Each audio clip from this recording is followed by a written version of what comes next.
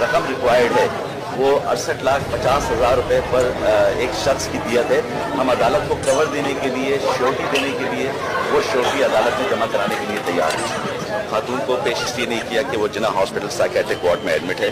اس کے پاس UK driving licence ہے وچ از a valid licence. Question یہ ہے کہ پولیس نے ریمانڈ کی استدعا اس لیے نہیں کی کہ جتنی بھی قانونی شکیں ہیں اس FIR میں وہ ساری کی ساری بیلیبل ہیں.